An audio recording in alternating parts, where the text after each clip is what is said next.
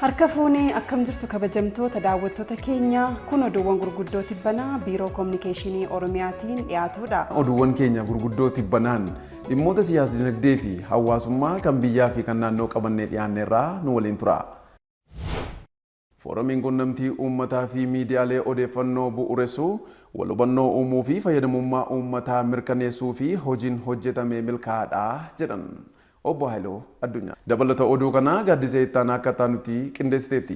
Biiroon kominikeeshinii Oromiyaa waltajjii foorumii waloo miidiyaalee afaan Oromoo fi quunnamtii uummataa waliin gaggeessaa jira.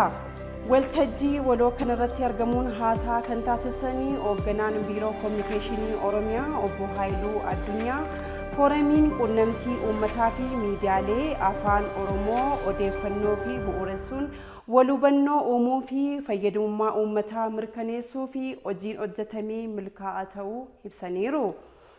Foorumichi odeeffannoo naannichaa waaltessuun dhugaa Oromoo ragaan deeggaree dhiyeessuu, seenessaa waloo ijaaruu, injifannoo babal'isuu fi odeeffannoo sobaa maqaballeessii qolachuun guddummaa Oromoo fi Itoophiyaa mul'isuu fi hojjechaa kan jiru ta'uu kan ibsan torban kana keessa. Ministeerri Muummee Dr. Abiy Ahmed, Ministeerri Muummee itti aanaan Tamasgeen Xuruunaa fi Pirezidaantiin Mootummaa Naannoo Oromiyaa Obbo Shimallis Abdiisaa godina Shawaa Lixaa aanaa Ambootti warshaa oomisha dhugaatii keenyaa daawwatanii jiru.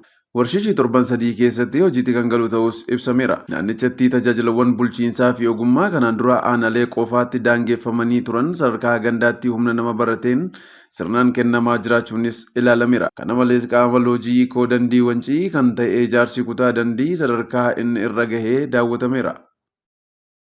Ministeera Muummee Dr. Abiy Ahmed fi Pirezidaantii Mootummaa Naannoo Oromiyaa Obbo Shimallis Abdiisaa fi hawaasaan magaalaa Ambootti simannaa ho'aan taasifameera.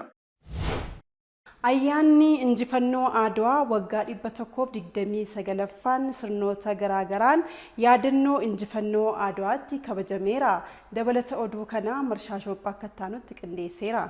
Ayyaanni injifannoo Adwaa waggaa 129ffaan mata duree Adwaa injifannoo uummattoota gurraachaa jedhuun yaadannoo injifannoo Adwaatti kabajameera. Kabaja ayyaanichaa irratti Pirezidaantii Taayyee Asqasillaasee, hooggantoonni mootummaa olaanoo fi keessummoonni garaagaraa argamaniiru. Ministeerri raayyaa ittisa biyyaa Injiinar Aayishaa Mohaammed Adwaan injifannoo uummata Itoophiyaa qofaa osoo hin taane injifannoo Afrikaanota hundaati jedhan. Ayyaana yaadannoo injifannoo Adwaa yeroo kabajnu imaanaa gootonni wareegaman biyya bilisoomte nutti dabarsan eeguudhaan kan jedhan torban kana keessa.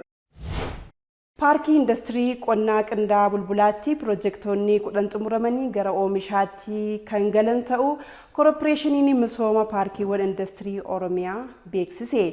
Paarkichi bu'uuraalee misoomaa guuttachuun abbootii qabeenyaa bal'inaan simachaa jiraachuu hojii raawwachiistuun olaantuun Koorporeeshinii Misooma Paarkiiwwan Industirii Oromiyaa Aadde Sannaayit Mabreen ibsaniiru. Paarkiin Industirii Qonna Qindaa Bulbulaa hanga ammaatti abbootii qabeenyaa 43 ol simachuun gara hojiitti akka ce'an deeggarsa kennaa jiraachuu ibsaniiru.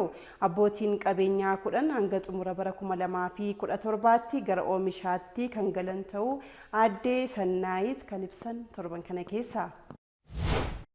Itti aanaan Pirezidaantii Mootummaa Naannoo Oromiyaa Obbo Awwaluu Abdii godina Shawaa Kaabaatti misooma qamadii dargaggoonni waldaan gurmaanii jallisiin misoomsaa jiran daawwataniiru.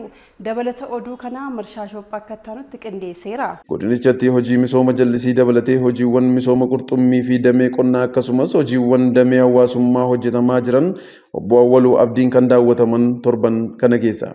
Jalli kun aanaa bichuu fi nyaatti qamadii jallisiin misoomes daawwateera. Egaan kabajamtoota daawwattoota keenya oduuwwan keenya gurguddoo tibbanaa qabannee dhiyaanne kanarratti xumurreerra.